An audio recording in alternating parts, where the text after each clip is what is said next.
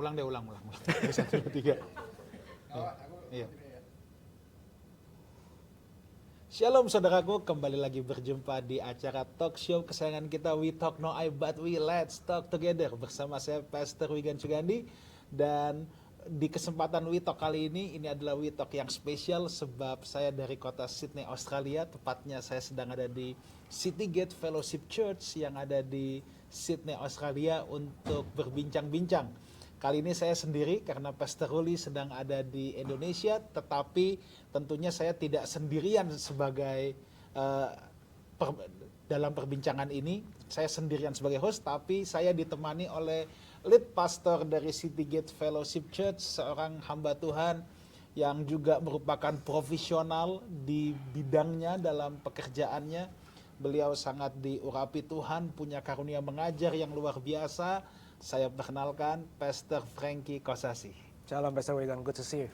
Thank you untuk kebersamaan kita pada kesempatan ini. Saudaraku, pada saat ini kita akan berbicara tentang satu tema, yaitu tentang nubuat. Tentang nubuat. Pasti tema ini banyak yang mau tahu, banyak yang mau belajar juga Pastor Frankie ya tentang apa nubuat, sebab ada banyak orang yang bertanya-tanya, nubuat itu apa sih? Nubuat itu masih ada gak sih? Emang bener ya nubuatan itu ada? Satu sisi ada orang yang hidupnya mengejar-ngejar nubuatan. Dia tanyain semua pendeta, ada gak nubuatan buat saya? Tapi ada satu sisi yang kalau dengar kata nubuat udah ngenyek duluan. Udah, apa sih nubuat-nubuat? Udah gak ada lah yang kayak gitu-gituan. Nah, saudara, kita mau belajar pada kesempatan ini apakah tentang segala sesuatu tentang nubuat ya. Nanti kita akan tanya-tanya juga sama Pastor Frankie.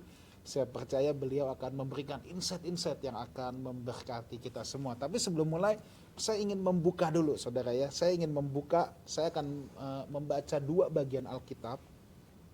Yang pertama dari 2 Petrus 1 ayat 21 ya. Saya baca dari ayat yang ke-20 deh. 2 Petrus 1 ayat 20 dan 21. Yang terutama harus kamu ketahui ialah bahwa nubuat-nubuat dalam kitab suci tidak boleh ditafsirkan menurut kehendak sendiri. Sebab tidak pernah nubuat dihasilkan oleh kehendak manusia, tetapi oleh dorongan Roh Kudus orang-orang berbicara atas nama Allah. Nah, saudara, yang perlu digarisbawahi, tidak pernah nubuat dihasilkan oleh kehendak manusia. Kalau dilahirkan dari kehendak manusia itu bukan nubuat, itu lubuat. Itu lubuat buat. Tapi kalau nubuat tidak pernah dari kehendak manusia, tapi oleh dorongan Roh Kudus. Jadi Roh Kudus yang menginspirasi. Nah, saya akan awali dengan ini. Kita tidak boleh anti dengan yang namanya nubuat. Kenapa? Sebab itu memang ada dalam Alkitab. Nubuat itu oleh dorongan Roh Kudus berbicara atas nama Allah. Bagaimana kita bisa memusuhi, bisa anti, bisa bersikap sinis terhadap yang namanya nubuat. Toh ini berasal dari dorongan Roh Kudus. Memang kemudian yang menjadi persoalan adalah kalau orang gampang berbicara mengatasnamakan Tuhan. Itu yang nanti kemudian akan jadi masalah. Tapi prinsipnya dulu bahwa kita harus tahu nubuat itu memang ada, memang tertulis dalam Alkitab, memang ada, dan itu oleh dorongan Roh Kudus, kata Alkitab. Nubuat yang benar tidak pernah dihasilkan oleh kehendak manusia. Jadi kalau orang menentang nubuat yang benar, ya.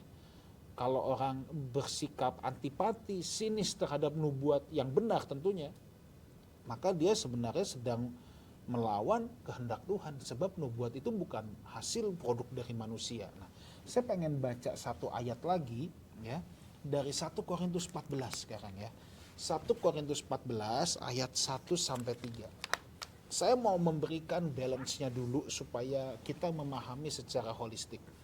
Kita pasti tahu bahwa kitab Korintus itu kan 1 Korintus 12 bicara tentang karunia rohani, 1 Korintus 13 bicara tentang kasih, 1 Korintus 14 bicara lagi tentang karunia.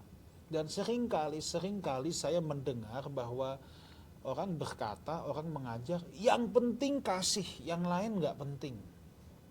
Yang penting kasih, pokoknya yang dikejar kasih aja. Nah, tapi kita mau melihat apa kata Alkitab ya. Saya akan bacakan dulu. 1 Korintus 14 dari ayat yang pertama. Kejarlah kasih itu. Yes, kasih harus dikejar. Kasih harus diusahakan. Kasih itu dasarnya. Nah, dan ayat ini kan nggak berhenti sampai kejarlah kasih. Dan usahakanlah dirimu memperoleh karunia-karunia roh. Nah, nubuat ini kan one of karunia roh ya. Dan banyak orang yang kalau dengar karunia tuh udah anti duluan. Karena dia pikir yang penting buah roh. Karunia roh tidak penting. Nah, nanti kita akan diskusi juga tentang ini. Tapi kita lihat dulu Alkitab. Alkitab bilang kalau karunia roh nggak penting, Alkitab tidak mungkin suruh usahakanlah dirimu memperoleh karunia roh. Ini Alkitab yang suruh, ini firman Tuhan yang suruh. Berarti karunia roh itu penting dalam hidup orang percaya. Bukannya nggak penting, penting.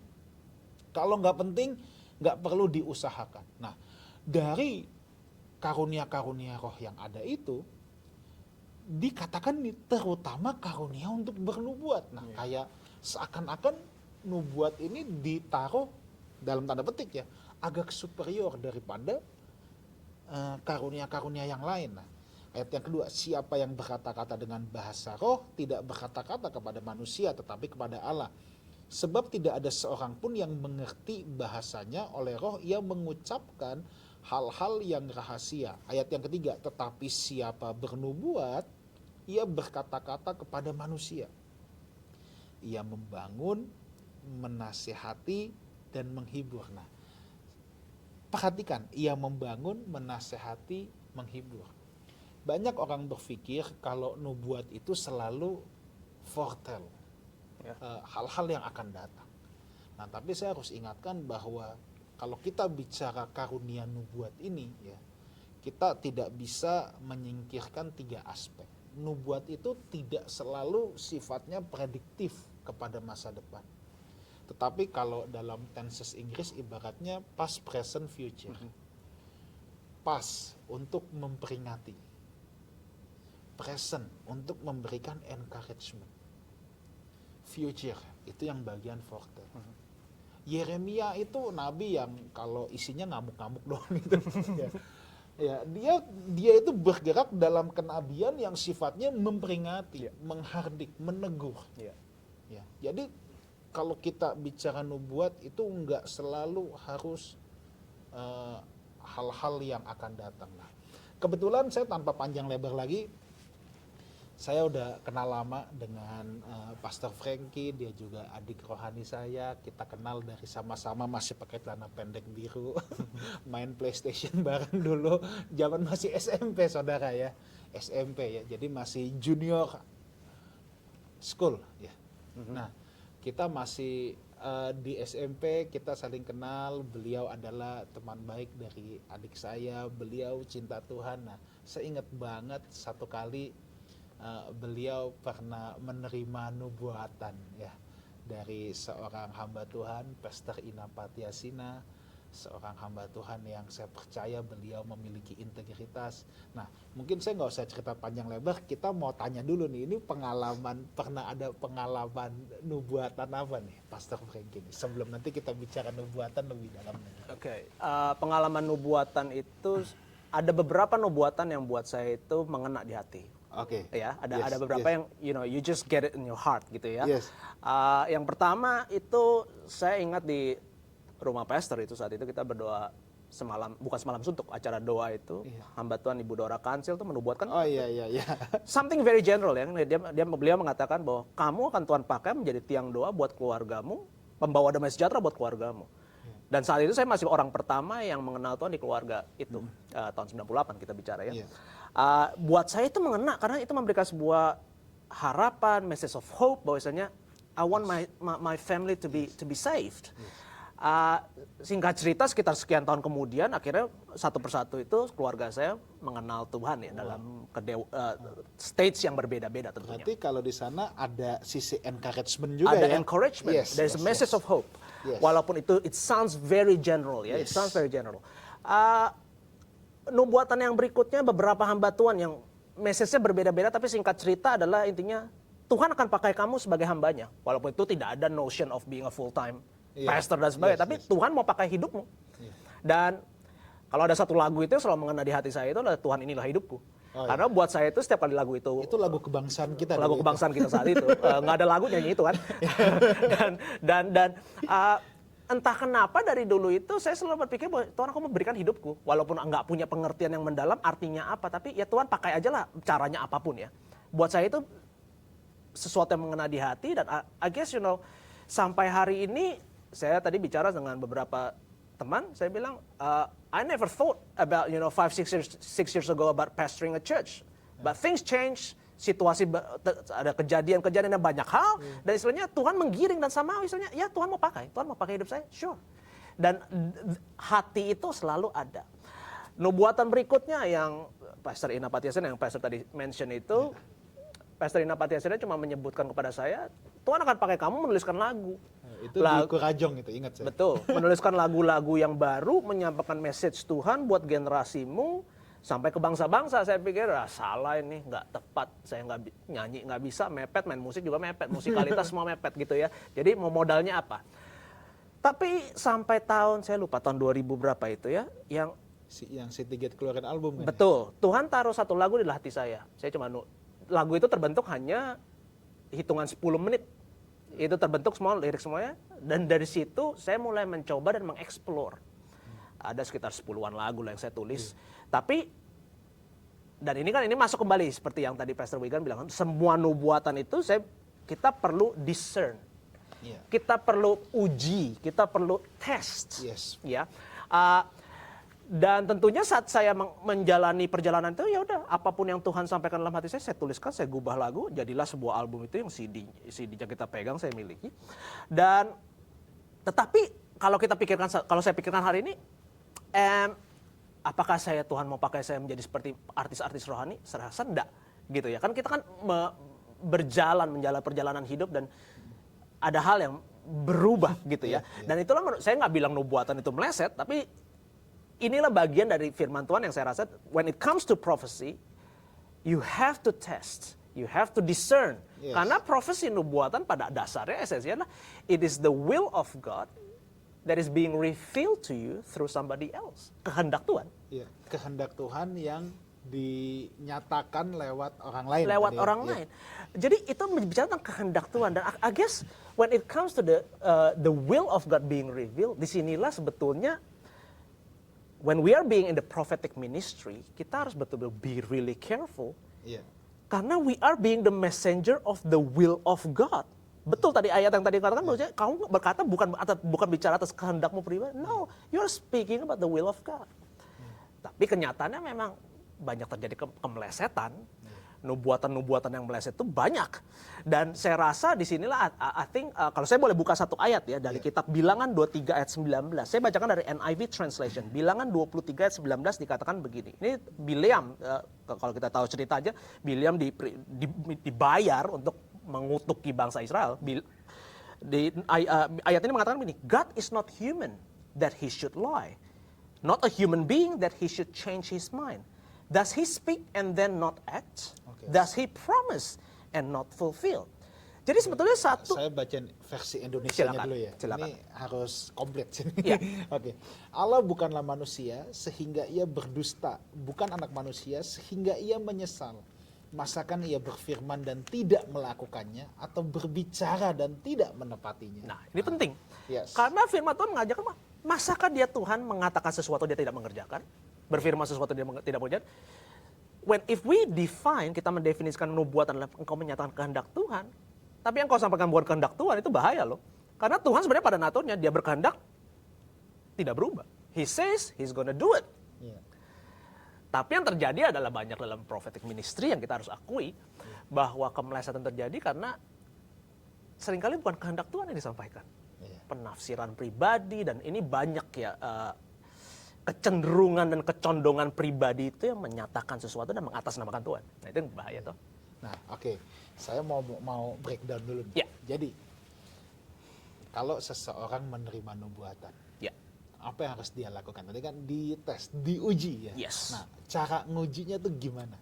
Kalau yang dulu Pastor Frankie alami itu gimana? Yang diuji yang pasti adalah saya selalu berpegang pada prinsip Roma 12 ayat 2. Berubahlah menurut pembaharuan akal budi supaya apa? Engkau bisa you can test and you can approve what God's will is. Iya. Jadi pembaharuan akal budi jelas pemikiran kita ini harus diperbarui dengan benar firman Tuhan. I think tes pertama adalah apakah ini bertentangan dengan firman Tuhan. Itu sederhana. Jadi saudara kalau tiba-tiba ada yang bilang Tuhan berkata kamu jodohku lah. Padahal Tuhan belum ngomong lagi sama yang satunya lagi. Nah, Exactly. Jadi semua harus dites, semua harus diuji nih. Betul. Dan jadi itu pembaharuan akal budi ini penting. Jadi saya tidak mempercayai bahwa orang yang tidak hidup mencintai firman Tuhan lalu mengatasnamakan nubuat, ini Tuhan berfirman. Itu tingkat kemelesetan itu tinggi. Tingkat kemelesetan pasti tinggi. Dan kita sebagai orang yang menerima nubuat, kita pun juga harus Nah ini menarik ini. iya. Iya. I think because Dari sisi penerimaan. you have to be really careful in what you hear, apa yang kau dengar dan bagaimana kau mendengar. Apa yang kau dengar, konten apa ini, dan kita harus bisa punya filter dalam hati kita untuk bisa lihat ini kehendak Tuhan bukan kehendak Tuhan.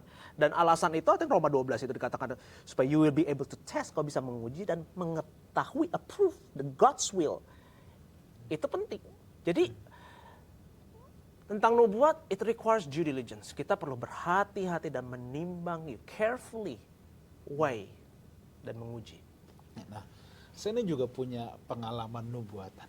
Ya, punya pengalaman nubuatan. Mungkin sebagian saudara pernah mendengar kesaksian saya, ada yang belum. Saya memang, kalau konteks saya full time minister, saya full time ministry, saya sekolah S1 sampai S3, sekolah Alkitab, memang I am prepared untuk jadi full time minister. Nah, tapi kan dari saya sampai SMA saudara ya, sampai akhirnya memutuskan masuk sekolah Alkitab itu nggak ujuk-ujuk begitu aja langsung. Karena sebenarnya saya juga nggak punya cita-cita untuk jadi pendeta, jadi hamba Tuhan, masuk sekolah Alkitab. Saya berasal dari SMAK 3, Pastor Frankie juga SMAK 3. Sekolah kita itu ranking 5 besar di Jakarta lah dulu ya. Jadi kan banyak orang yang punya salah persepsi ya bahwa masuk sekolah Alkitab itu kalau nggak diterima kampus di mana-mana daftar sekolah Alkitab pasti masuk. Ini nih paling kacau nih gini nih. Terus juga ada yang bilang, anak saya bandel pastor, jadi saya masukin sekolah Alkitab aja, ini udah kayak panti rehabilitasi. Kacaunya gitu. Nah tapi saya sangat bisa untuk masuk kampus-kampus lain dan sebenarnya dulu punya cita-cita yang lain. Nah, tapi memang ada nubuatan datang dalam hidup saya. Saya masih lugu, polos, tidak mengerti apa-apa. Salah satunya Ibu Dora Kancil juga. Saya percaya itu di event yang sama itu. Nah, tapi kan sebelum itu hamba Tuhan pertama yang bernubuat buat saya adalah Pastor Rudi Gunawan yang sekarang ada di Amerika.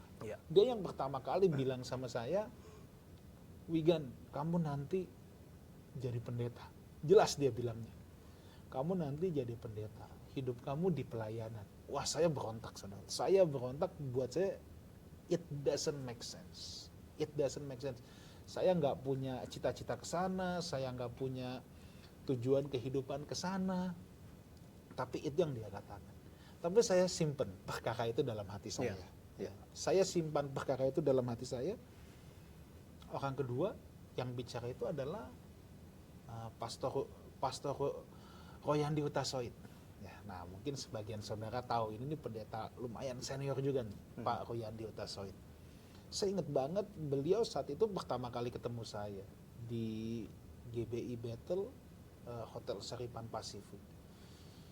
Itu gerejanya kecil, paling ibadah cuman 30-40 orang sore. Saat itu Pastor Frankie, jadi setelah selesai kebaktian, Pastor Royandi salamin jemaat satu persatu, terus pas saya salaman sama dia, ini dia pertama kali lihat saya, dan dia nggak ada komunikasi tentunya sama Rudi Gunawan. Dia bilang, Dek, kamu jangan pulang dulu. Ini saya masih SMA ini. Dek, kamu jangan pulang dulu. Lalu dia selesai salamin semua, dia samperin saya. nanti kamu jadi hamba Tuhan. Wah, itu saya bilang, wah ini it must be a joke. Iya. 2 kali datang dalam hidup saya itu. Nah, terus kemudian dulu kan kita baca Alkitab masih kagak ngerti ya. Jadi Tuhan ini apa sih kok ada 2 nubuatan? Ya seorang anak kecil yang polos bertanya sama Tuhan, Tuhan kok ini ada 2 nubuatan? Tuhan kalau ini dari Engkau, saya minta ayat. Jadi main buka Alkitab peta buta gitu. Untung yang keluar bukan yang di tengah. Untung bukan Yang keturunan itu ular kosong. beludak gitu disuruh. Dan itu yang keluar yang di 2 Timotius itu, penuhilah panggilan pelayananmu. Waduh, Ya. beritakanlah Injil, siap sedialah, baik atau tidak baik waktunya. Saya pas baca ini, mateng nih, gue benar-benar mesti jadi pendeta nih kayaknya nih. Iya. Nah, dan abis itu Pastor Frankie, nah saya tuh ingat, saya tuh doa lagi sama Tuhan, Tuhan, kalau ada 1 orang lagi yang ngomong, saya nyerah. Ibu Dora Kansil. Orang yang ketiga. Jadi dari Pak Rudi Gunawan sampai Ibu Dora Kansil nih dalam periode 6 bulan kira-kira. Iya. Itu yang menyebabkan saya masuk sekolah Alkitab. Ya. Masuk sekolah Alkitab, lalu sampai masuk sekolah Alkitab, saya tuh ngelihat, aduh Tuhan ini udah sampai sekolah Alkitab, mau ngapain lagi?